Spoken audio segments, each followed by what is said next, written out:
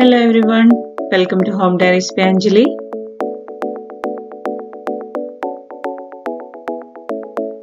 നമുക്ക് ക്രിസ്മസ് ഒക്കെ വരുമല്ലേ, അത് പ്രമാണിച്ച് നമുക്കൊരു ക്രിസ്മസ് വിഭവമായിക്കോട്ടെ എന്ന് വിചാരിച്ചു. പണ്ട് കാലങ്ങളിൽ നമ്മുടെ ക്രിസ്തീയ ഭവനങ്ങളിലൊക്കെ ഒത്തിരിയൊക്കെ ഉണ്ടാക്കാറുള്ള ഒരു വിഭവമാണ് പിടിയും കോഴിയും. അപ്പം ആ പിടിയും കോഴിക്കറിയും എങ്ങനെയാണ് വെക്കുന്നതെന്ന് നമുക്ക് നോക്കാം. ഇതൊരു വളരെ സ്വാദിഷ്ടമായിട്ടുള്ളൊരു വിഭവമാണ്. അപ്പം എല്ലാവരും ക്രിസ്മസിനൊന്നും ഉണ്ടാക്കി നോക്കണം. അപ്പം ഇതിൻ്റെ ഇൻഗ്രീഡിയൻസ് എന്തൊക്കെയാണെന്ന് നമുക്ക് നോക്കാം. ഇതിനായിട്ട് ആദ്യം ഞാൻ ചിക്കനാണ് എടുത്തിരിക്കുന്നത്. ചിക്കൻ നന്നായിട്ട് വൃത്തിയായിട്ട് കഴുകി വെച്ചിരിക്കുകയാണ്. അത് മീഡിയം സൈസ് പീസായിട്ട് കട്ട് ചെയ്ത് വെച്ചിരിക്കുന്ന ചിക്കനാണ്.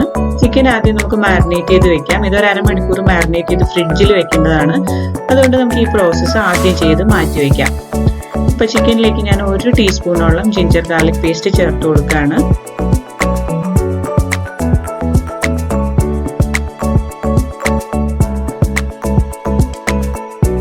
അതിൻ്റെ കൂടെ ഒരു 1 ടീസ്പൂണോളം മഞ്ഞൾപ്പൊടി ചേർത്ത് കൊടുക്കാം. 1 ടേബിൾ സ്പൂണോളം കാശ്മീരി ചില്ലി പൗഡർ ചേർത്ത് കൊടുക്കാം. ആവശ്യത്തിന് ഉപ്പും ചേർക്കുക. എന്നിട്ട് നന്നായിട്ട് തന്നെ അത് കൈകൊണ്ട് നന്നായിട്ട് തിരുമ്മി പിടിപ്പിച്ച് ഫ്രിഡ്ജിൽ നമുക്ക് ഒരു അരമണിക്കൂർ നേരത്തേക്ക് വെക്കാം. കാശ്മീരി ചില്ലി പൗഡർ ചേർത്തിരിക്കുന്നതുകൊണ്ട് നല്ലൊരു കളറ് കിട്ടും. കൂടുതൽ സമയം വേണമെങ്കിലും ഫ്രിഡ്ജിൽ സൂക്ഷിക്കാം. അറ്റ്ലീസ്റ്റ് ഒരു ഹാഫ് ആൻ അവർ നമ്മൾ വെച്ചിരിക്കണം. അടുത്തതായിട്ട് നമുക്ക് പിടി ഉണ്ടാക്കാൻ തുടങ്ങാം. പിടി ഉണ്ടാക്കാനായിട്ട് ഞാനൊരു 2 കപ്പ് അരിപ്പൊടിയാണ് ഇവിടെ എടുത്തു വെച്ചിരിക്കുന്നത്. നമ്മൾ ഇടിയപ്പം ഉണ്ടാക്കണ പൊടിയാണ് എടുത്തിരിക്കുന്നത്. അത് വറുത്ത അരിപ്പൊടിയാണ്. അപ്പം അതിലേക്ക് ചേർക്കാനായിട്ട് ഞാൻ കുറച്ച് തേങ്ങ ഒന്ന് ചതച്ചെടുക്കുന്നുണ്ട്. തേങ്ങ ഒരു 2-3 ചെറിയ ഉള്ളിയും ഇച്ചിരി ജീരകവും ചേർത്ത് മിക്സിയിലൊന്ന് ചതച്ചെടുക്കുകയാണ് ചെയ്യുന്നത്. അധികം അരഞ്ഞു പോകരുത്. ആ ചതച്ച തേങ്ങയുടെ കൂട്ട് നമുക്ക് അരിപ്പൊടിയിലേക്ക് ചേർത്ത് കൊടുക്കാം.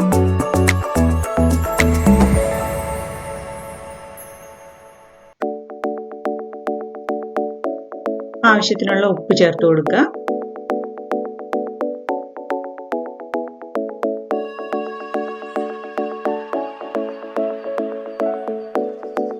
ഞാൻ അതിനകത്തേക്ക് 1 ടേബിൾ സ്പൂണോളം നെയ്യ് ചേർത്ത് കൊടുക്കുന്നുണ്ട്. അപ്പം ആ നെയ്യും കൂടെ ചേർക്കുമ്പോൾ നമുക്ക് കുഴച്ച് വെക്കാനായിട്ടുള്ള ഒരു മയം കിട്ടും പൊടിക്ക്.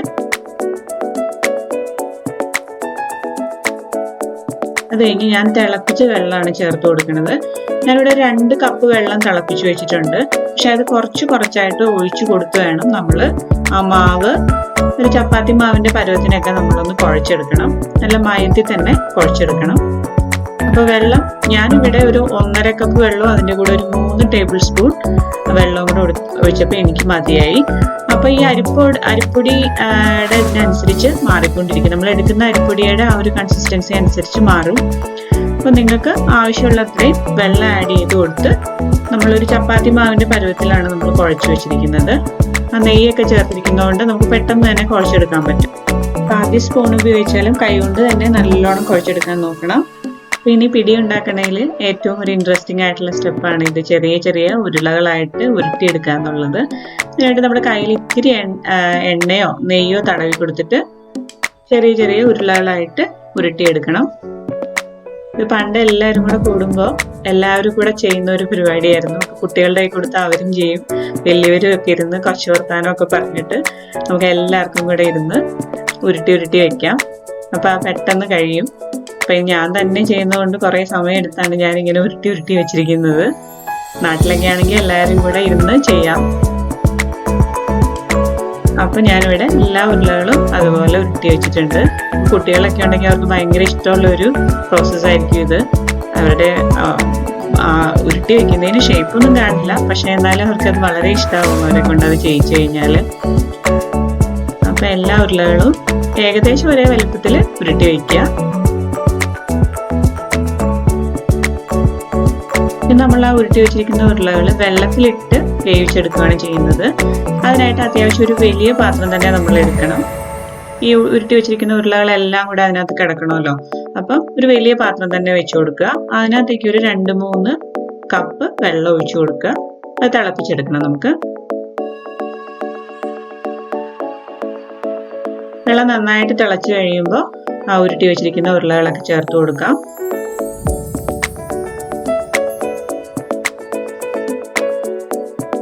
അപ്പോൾ ഞാൻ എല്ലാ ഉരുളകളും അതിനകത്തേക്ക് ചേർത്ത് കൊടുത്തിട്ടുണ്ട്. ഇനി അതൊന്ന് തിളയ്ക്കണം.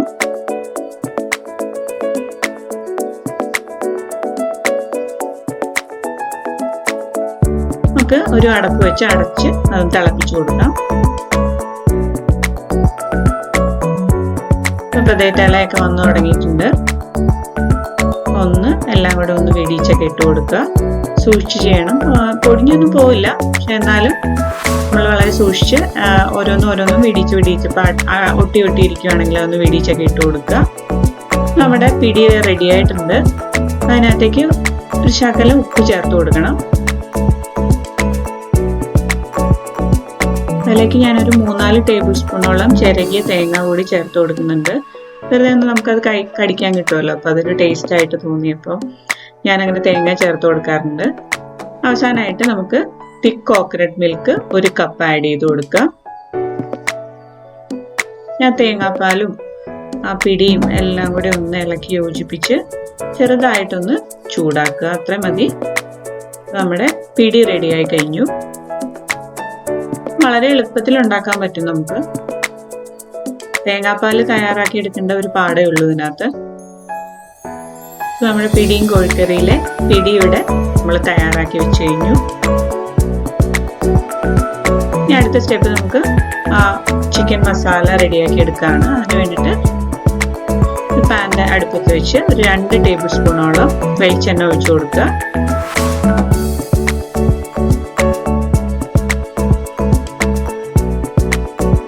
വെളിച്ചെണ്ണ ചൂടായി വന്നു കഴിയുമ്പോൾ ചോപ്പ് ചെയ്ത് വെച്ചിരിക്കുന്ന വെളുത്തുള്ളിയാണ് ചേർത്ത് കൊടുക്കുക.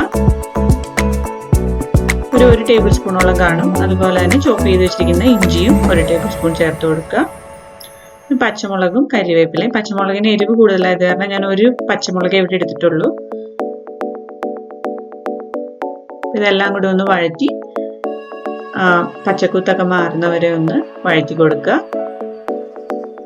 ഇനി അരിഞ്ഞു വെച്ചിരിക്കുന്ന ഒരു 3 സവാള ഉണ്ടാവും. മീഡിയം സൈസ് സവാളയാണ്, അത് ചേർത്ത് കൊടുക്കുക. നാട്ടിലൊക്കെ സവാളയ്ക്ക് ഇപ്പം നല്ല വിലയായത് കാരണം നിങ്ങൾ 1-2 ഒക്കെ ചേർത്താൽ മതിയാവും. അപ്പോൾ അതെല്ലാം കൂടെ അതിൻ്റെ കൂടെ ഇട്ട് വഴറ്റി ഒന്ന് വാടി തുടങ്ങുമ്പോൾ നമുക്ക് ഇച്ചിരി ഉപ്പ് കൂടെ ചേർത്ത് കൊടുക്കാം. പെട്ടെന്ന് വാടിക്കിട്ടും. എല്ലാം കൂടെ ചേർത്ത് ഒരു 2-3 മിനിറ്റ് വഴറ്റി കൊടുക്കുക. സവാളയുടെ കളറൊക്കെ മാറി ഒരു ബ്രൗൺ ഷെയ്ഡൊക്കെ ആവണം. ഇനി അതിലേക്ക് മഞ്ഞൾപ്പൊടി ആഡ് ചെയ്ത് കൊടുക്കാം. ഒരു 1/2 ടീസ്പൂണോളം മഞ്ഞൾപ്പൊടി ചേർത്ത് കൊടുത്തിട്ടുണ്ട്. അതൊന്ന് വഴറ്റുക. അത് കഴിഞ്ഞിട്ട് കാശ്മീരി ചില്ലി പൗഡർ തന്നെയാണ് എടുത്തിരിക്കുന്നത്. അത് ഒരു 2 ടേബിൾ സ്പൂണോളം ചേർത്തിട്ടുണ്ട്. മല്ലിപ്പൊടി ഒരു 1 ടേബിൾ സ്പൂൺ. മല്ലിപ്പൊടി കുറച്ച് ചേർത്താൽ മതി. ഇതെല്ലാം കൂടി നന്നായിട്ട് ഇളക്കി യോജിപ്പിക്കുക. നമ്മൾ കാശ്മീരി ചില്ലി പൗഡർ ചേർത്ത് കൊടുത്തിരിക്കുന്നതുകൊണ്ട് കറിക്ക് നല്ലൊരു റെഡ് കളറും കാണും. എന്നാൽ അധികം എരിവും ഉണ്ടാവില്ല. എരിവ് വേണ്ടവർക്ക് സാധാരണ ചില്ലി പൗഡർ കൂടെ ചേർത്ത് കൊടുക്കാം. ഇത് നന്നായിട്ട് വഴഞ്ഞ് പച്ചമണമൊക്കെ മാറിയിട്ടുണ്ട് പൊടികളുടെ. അത് കഴിഞ്ഞിട്ട് നമ്മൾ ഗരം മസാല പൗഡറാണ് ആഡ് ചെയ്യുന്നത്. ഒരു 1 ടീസ്പൂണോളം ഗരം മസാല പൗഡർ. പിന്നീട് ഒരു 1.5 ടീസ്പൂണോളം ചിക്കൻ മസാല പൗഡറും കൂടെ ആഡ് ചെയ്ത് കൊടുത്തിട്ടുണ്ട്. അതെല്ലാം കൂടി ഇളക്കി യോജിപ്പിച്ച് ആ മസാല റെഡി ആവണ വരെ വഴറ്റി കൊടുക്കുക. അത് കഴിയുമ്പോൾ ചോപ്പ് ചെയ്ത ടൊമാറ്റോ ആണ് ഇട്ട് കൊടുത്തിരിക്കുന്നത്. ഒരു മീഡിയം സൈസ് ടൊമാറ്റോ ഇട്ട് കൊടുത്തിരിക്കുന്നത്. ആ ടൊമാറ്റോ നമുക്ക് ആ മസാലയുടെ കൂടെ ഒന്ന് വേവിച്ചെടുക്കണം. അതിനായിട്ടൊന്ന് അടച്ചു വെച്ച് വേവിച്ചു കൊടുക്കുക. മീഡിയം ടു ലോ ഫ്ലെയിമിൽ വെച്ചിട്ട് ഇതൊക്കെ ചെയ്യാവുള്ളൂ, അല്ലെങ്കിൽ അടിക്ക് പിടിച്ചു പോകും. ഇടയ്ക്ക് തുറന്നു നോക്കി ഒന്ന് ഇളക്കി കൊടുത്താലും കുഴപ്പമില്ല. ടൊമാറ്റോ അതിലേക്ക് വെന്ത് ചേരണം. അത് കഴിഞ്ഞ് നമ്മൾ ആ ഫ്രിഡ്ജിൽ വെച്ചിരുന്ന മാരിനേറ്റ് ചെയ്യാൻ വെച്ചിരുന്ന ചിക്കൻ ഉണ്ടല്ലോ, ആ ചിക്കൻ അതിലേക്ക് ചേർത്ത് കൊടുക്കുക. ആദ്യം ഒരു 2 മിനിറ്റ് ആ മസാലയായിട്ട് കിടന്നൊന്ന് കുക്കാവണം. അപ്പോൾ വെള്ളമൊന്നും ഒഴിച്ചു കൊടുക്കണ്ട. നമുക്ക് ആ മസാലയിൽ കിടന്ന് ഒന്ന് ആ ചിക്കൻ അതുമായിട്ടൊന്ന് ചേർന്ന് 2-3 മിനിറ്റ് ഒന്ന് അടച്ചു വെച്ച് വേവിച്ചു കൊടുക്കണം നമുക്ക്.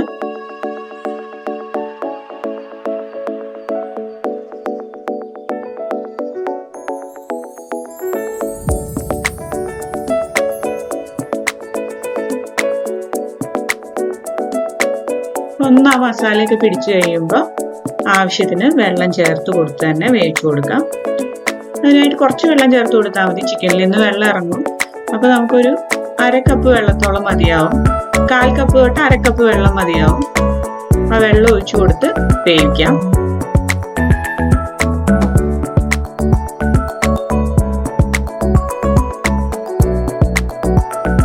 നന്നായിട്ട് ഇളക്കി കൊടുത്ത് അടച്ചു വെച്ച് വേവിക്കുക.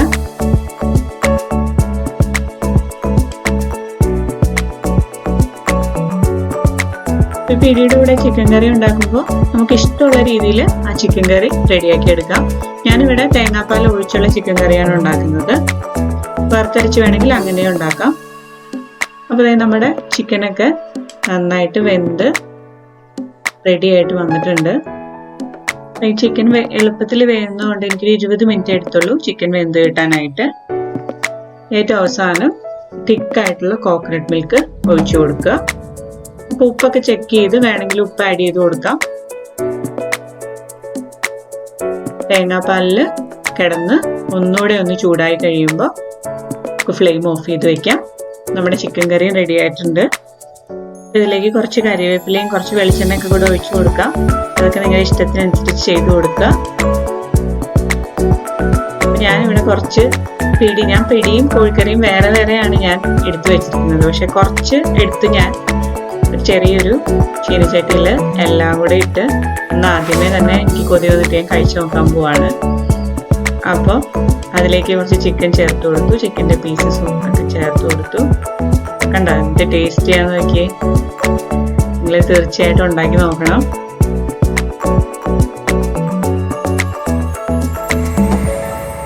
നമ്മുടെ കോഴിക്കറിയും പിടിയും ഇവിടെ റെഡി ആയിട്ടുണ്ട്.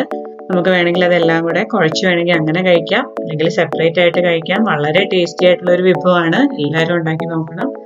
ചാനൽ ഇഷ്ടമായാൽ സബ്സ്ക്രൈബ് ചെയ്യാൻ മറന്നു പോകരുത്. Thank you.